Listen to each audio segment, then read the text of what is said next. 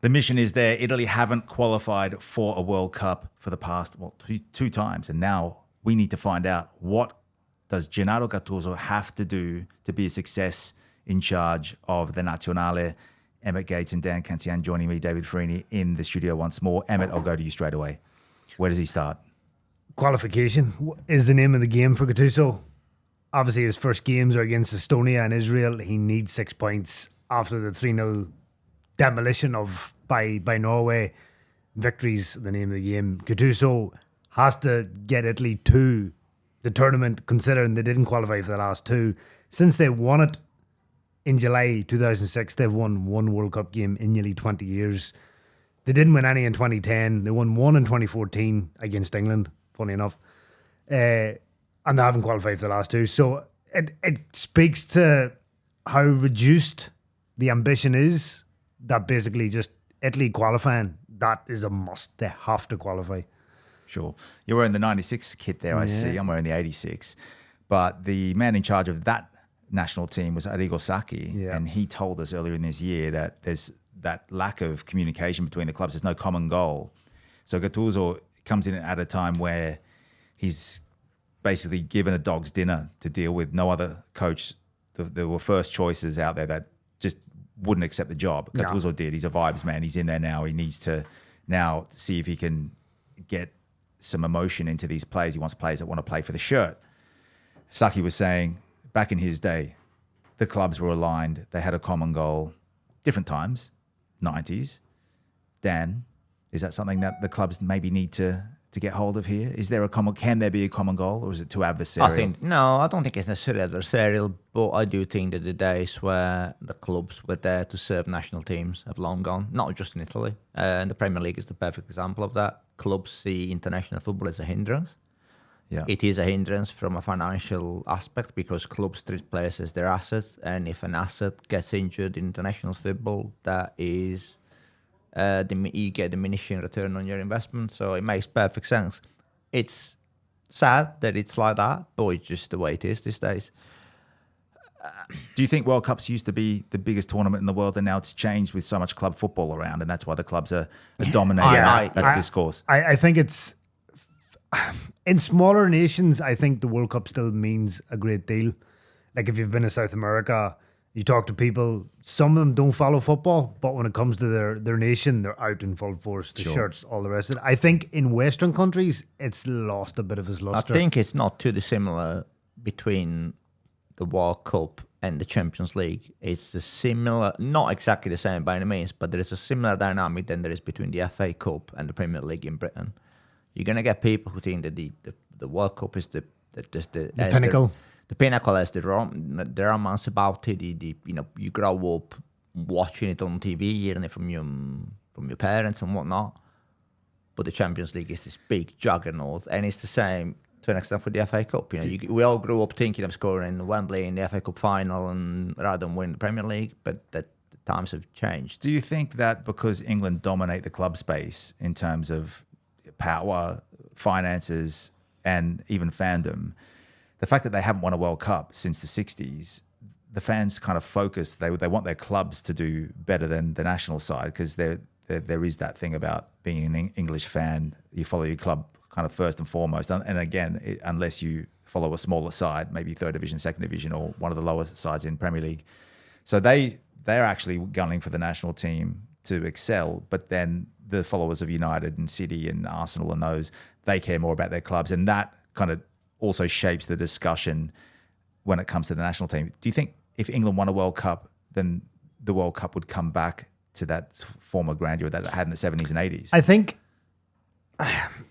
think the thing is, the World Cup keeps expanding, and as a result, the quality keeps getting diluted. Diminished, yeah. And then on top of that, there's just so much money in the club game, and the games are generally of a higher quality. And I think that that two-pronged approach is why the World Cup has kind of saw a lot of its, star power. So we've funneled them all into club football now. The best players are all in club football all the time. And then when it comes to the national, unless it's the quarterfinals, semi-finals of the World Cup. I think that up until 3 years ago, if you were someone who grew up, say, from 2000 onwards, you will think of Messi playing for Barcelona. You will not picture him playing for Argentina. Like, all his best moments came for Barcelona, you know. Yeah. Whereas for my generation, you know, for me, Maradona was like Argentina first and foremost. Of course, he was immense for Napoli, but you have that.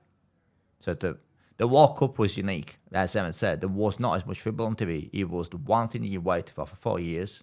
Whether your team was there or not, you would just watch it because it was different. Wall to wall. And you would get to learn about so many players. But these days, every single player. It's before travel became just you couldn't just book it at the click of a finger like you can now on the internet. It was a wow factor about it. They're playing in Mexico. They're playing in Spain. They're playing. Also, you watch it on TV because you were like from like September to May for 9 months. You would only get the FA Cup final and maybe the odd Champions League game, and then for a month you had like football on every day.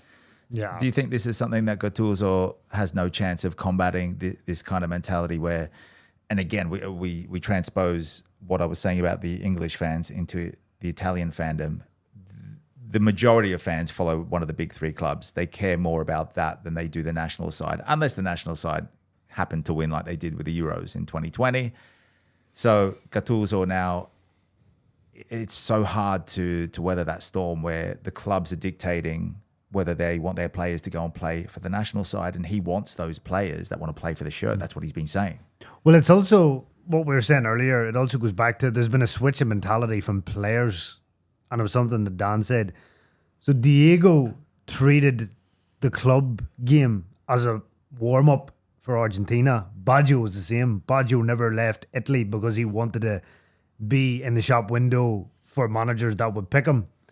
Players don't have that mentality now. It's club first, country second. Whereas when we grew up in the 70s, 80s, 90s, it was country and then club. Yeah. But Do you think you don't have stupid that money anymore. has affected the game to, I think so. to a level where... Yeah, exactly. Money has affected the game, but I think Emmet's point about the dilution of quality at the top level is just as important. I like very samey. A 48-team World Cup is ludicrous. It like is. it's what are we doing? Are we giving out participation medals It now is. too? Yeah. It's like It is. It's supposed to be the best of the best, not bring in smaller nations. And it's not a knock on them because they, it brings the country together and they have their moment. But when we're talking about quality on the pitch, it dilutes it. You don't want to go out there and get hammered 8-0. Well, that's the thing. Like the Rugby World Cup is a decision for a long time because you're caught between expanding it, but also diluting the quality of what's on display, and then you end up having the likes of teams like Uruguay or Portugal facing New Zealand and getting hammered by 150 points, or Namibia against Australia in 2003. But as far as Gattuso is concerned and Italy are concerned, I think the knock-on effect that the rise of the club game has had is it has encouraged clubs in Italy to go and buy a lot more foreign players because we spoke about the financial constraints on Serie A, and that has had an impact on the quality of Italian players coming through. But can't he feed off that and say, well, you don't have the money anymore. Get players from the Primavera, go to your youth squads and give them more minutes. We all know that it won't happen for a lot of sides, but we are seeing the likes of Camarda now coming in and getting Serie A minutes. There are other good players that are surfacing now, or even 17, 18-year-olds that are never going to play for Milan, but getting loan spells at Spezia or Catanzaro, Liberali and Comoto, for example. So is this where we saw Mancini go to Serie B to call up Zerbi and Gatti when they were at Frosinone? Let's not forget that. Yeah. So he was in transition there. I think it was 2022 after they won the Euros, and he had to bring it through a new batch, and that's kind of where Gattuso is now. Yeah, I mean, part of it is also cyclical as well, because in any sport you can only sustain excellence for so long. Eventually, think the wheels are going to start coming off. Yeah. But with Italy, they've gone through what I think AC Milan are going through, and which is a sort of lowering of expectations, and then you end up floating in the sea of mediocrity, where the players are good enough to win a lot of games, but they're not going to be good enough to get you over the line. Yeah. And I think that clashes with a refusal to recalibrate expectations, because obviously, when you won 4 World Cup and 2 Euros. Yeah, 8 people in Italy, I guess they expect the team to be competitive, whereas they're just not going to be not competitive at the right at the top anyway, not for the time being, because the likes of Spain, Germany, France are further miles ahead, Spain especially, when it comes to European levels. Even the likes of Argentina and Brazil, are further ahead than Italy at the minute. Yeah. At the minute, yeah, and they've got Ancelotti. It would a lot of people wanted Ancelotti to coach Italy, but I feel like there were 2 or 3 names that just bypassed it. That they know what they're up against, and Gattuso is a galvanizing figure to me. He's a vibes man that comes in. He's got the experience of playing in a World Cup. He's won it. He's been there with Cannavaro lifting the trophy. All those players sort of in the Foro Romano in Rome. We all have those images still ingrained in our memories, and he is a player that has been up against the most difficult opponents. He's played on Zidane in a World Cup final. So if I was a young midfielder coming through, I would be looking to a figure like that. And I know Ranieri could have been another solution, but he is still a vibes man for me when it comes to the national side, especially when he's at the end of his career. He doesn't really want to coach anymore. I feel like Gattuso needs to find a way to galvanize. And we've seen him do that tour in the summer. He's gone to all the clubs, their training sessions, and all the photos are over social media. He's gone from one club to the next, big and small. And he's trying, it's almost a political election at the moment. He's trying to go there and assure them, come on, guys, let's get involved. Buffon's there. He's another vibes guy. And let's galvanize together. You're getting I'm getting a sort of Avani and Lombard and Sampdoria at the end of last season vibe. It is what it's sort of exactly what it is, though. Yeah. Just, But I feel like Italy has a better chance than Sampdoria, let's be honest. But he's still got talent there, but the depths of the talent pool are no longer there. There is not just that thing, there is also the fact that when you're like Gattuso, Buffon, or Avani and Lombardo, for that matter, you expect the players that you've got to be at the standards of the players you played with. And that is not going to happen. And that's really difficult, I think Roy Keane went through that at Sunderland. He admitted himself, he couldn't understand why players could not do what he wanted them to do. And then he realized that they weren't just not good enough. Yeah. And that's the problem that all former great players have as coaches, because they can see the game in a way that others can't. And you can't relate to inferior players. I mean, Italy has still got more than good enough players to get to the World Cup. To qualify, Yeah. If you were going back to that World Cup 11 that Gattuso played in, the closest thing to Pirlo would be Tonali. And that's probably... Perotta would be Barella, maybe. And I think those two are probably the areas where you're like, okay, it's not a like for like, but you're not falling off a cliff in terms of quality. But when you compare all the positions... Yeah, well, especially... Luca Toni. Yeah, in no attack. Totti, no Del Piero. Yeah. No. And that's where the big... Even no Gilardino or Inzaghi coming the big gap. Yeah. Well, Inzaghi barely played. Gilardino, they both played, but I remember Lippi that rotated. Lippi played everyone. Yeah, even Quinta got to run it. Yeah, Quinta, he scored a goal against Ghana. And that's... They do have strikers Silva ilk to your Quintas, for example. But there is no elevation after that. I think Scamacca is definitely probably the craftiest of the strikers if he's fully fit and on his day. But I mean, it's a damn indictment that Scamacca's got to call up. He's played 2 games in a year. Yeah. But he was already part of the national team. Yeah, but I mean, that. like if this had been the 90s, 28-man squad, he wouldn't have got a sniff. Yeah. Because the quality there was an abundance of equality, but because there isn't, he's come back in off the back of 2 games. He's saying that Del Piero was called up straight after his injury. I know it's Del Piero, but also there was Baggio at the time. Yeah. And there was other players that never played. It's not just Scamacca, it's also Di like, Piero Esposito in the team. Now, he was brilliant in Serie B last season, but he's done FIFA World Club Cup, preseason friendlies. Yeah, I mean, I suppose that we as part of the experience. I suppose we can't knock Gattuso for not giving young players a chance and then knock him for calling him. I get that. Yeah. But again, I think tokenism is a dangerous route to go down here. I don't think Piero Esposito is tokenism. No, in particular. But it's done nothing yet to prove. I think Profundi was, when Mancini called that Profundi, it was like, look, I've given a 16-year-old a go. I had completely forgotten about it, and I was feeling much better. Sampdoria, by the way, he's in Serie B this season, and he's doing okay. I'll tell you what, there is a former Italian striker who scored this weekend. Might bring him in, Paloschi. Serie D. Yeah. Alberto. 36 years old. Alberto Paloschi had a great debut for Milan, wasn't it? Yeah, he scored in his debut. Yeah. A double on his debut, was it? Or was it just a goal? It was a late volley, wasn't it? I can't remember. Yeah, no, it was great. It was great. Bringing Comandini. So look, there still is enough talent there. You think against Estonia and Israel, they should be able to do the job. They beat Moldova 2-0. Gattuso still hasn't coached the game. So he's been doing his tour of the clubs, and he's been rallying the group. Now the next phase is he needs to bring them into training camp. I think he's done okay in his professional career as a coach, and we've had this discussion with Adriano Del Monte. You two weren't here for that, but if you haven't seen that, go and look it up on our YouTube channel.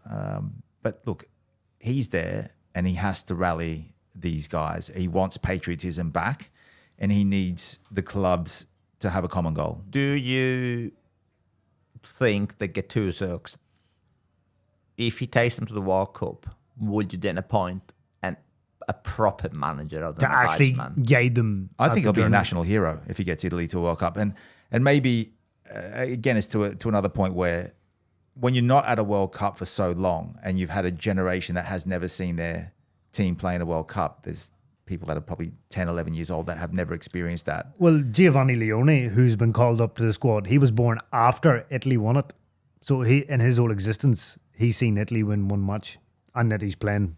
That shows how long it's been since Italy. That's another upset selection. He's played 17 Serie A games last season, and he goes straight into the national team. Yeah. Well, there's been a couple of changes, and again, maybe that was tokenism there, where the hype is around him in the summer because he's young, and it's one of those things again where clubs are putting pressure on these very, very young players. If you play 3 good months, all of a sudden you're worth 30, 40 million now when you're supposed to be the next Maldini or whoever.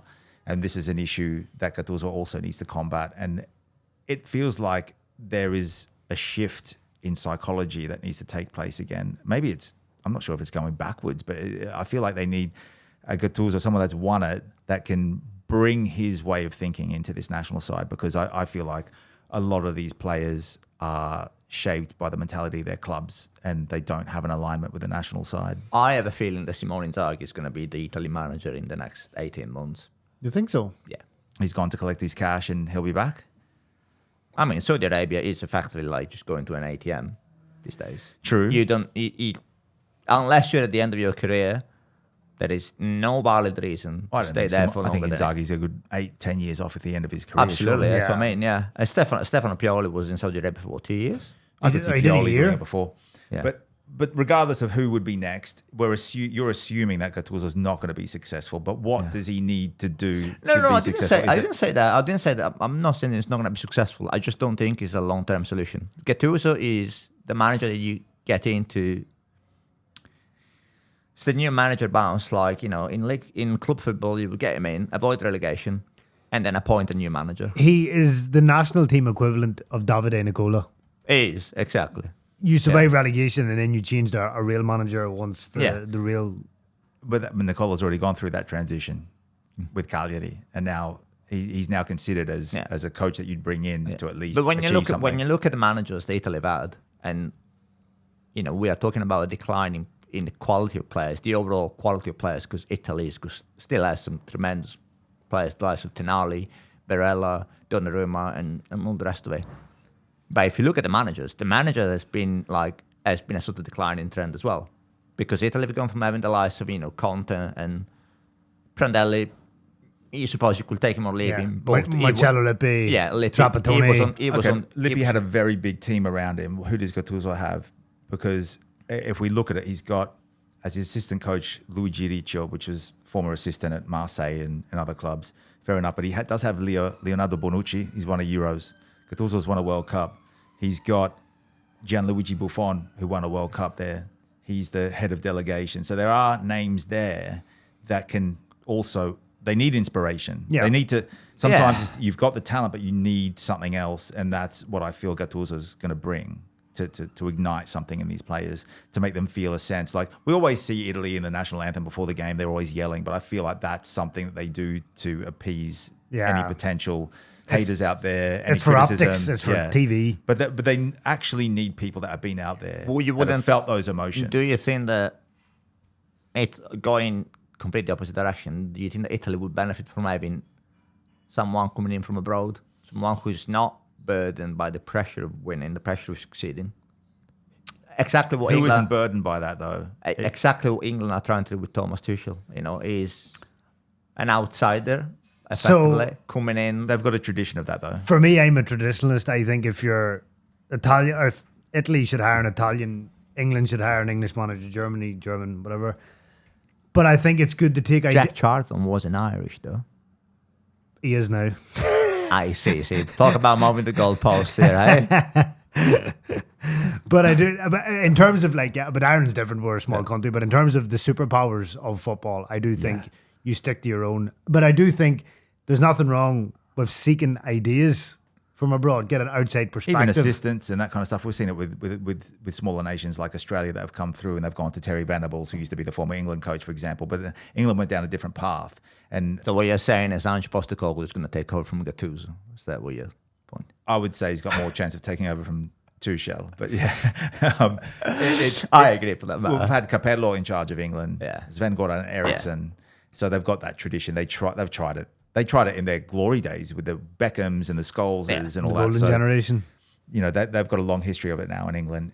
Italy, to do that, maybe if Gattuso doesn't succeed, it could be an option. But I really can't see them going down that path at the moment, especially with Italy's biggest export at the moment in terms of football is their coaching. Yeah. But then, as Dan alluded to earlier, it's getting to a point now where you try anything. Does any Italian coaches actually want the job? It's almost like a poison chalice. Yeah, because Ranieri turned it down. Gattuso was probably, if we're being realistic, 4th or 5th choice.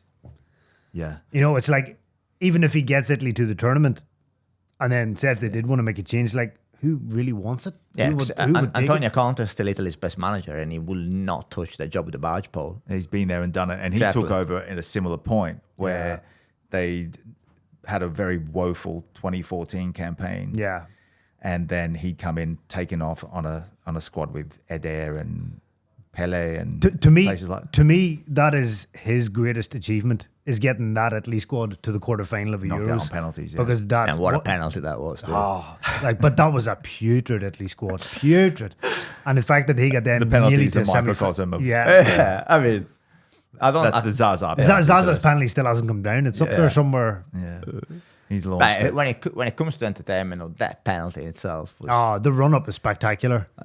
It's like 3 minutes of a run up and then just boom. I mean, Gattuso hasn't just gone for heavyweight assistants. He's also got Cristiano Lupatelli as his goalkeeping coach, who never played for Italy. He played for the under-21s. I do love that he has the greatest goalkeeper in the history of the sport as his staff, but yet he hires Lupatelli as his goalkeeping coach. To be fair, any goalkeeper who used to play with number 10 deserves a lot of confidence, and I think Lupatelli is number 10 in Kiev. Yeah, exactly. I guess maybe he's going to bring something, surely, Lupatelli, because I guess you've got the two standards there. This is what our current crop's like, but we want to get to Buffon. So. But to be fair with Gattuso, I mean, even though I'm not sold on him by any stretch, you look at France and they've done pretty much the same thing, because Deschamps was not a sort of an attractive proposition in the eyes of many, and there are similarities between them as a players. Now, that's not to say that translates in the coaching realm. But I mean, at least Deschamps took Monaco to a Champions League final. Of course. Gattuso was watching a Champions League final on TV. But he's never coaching a team that's in a final. I know. At least he had some pedigree. Was winning Serie B with Juventus, wasn't it? Who? Deschamps? Was he in charge? As a manager, yeah.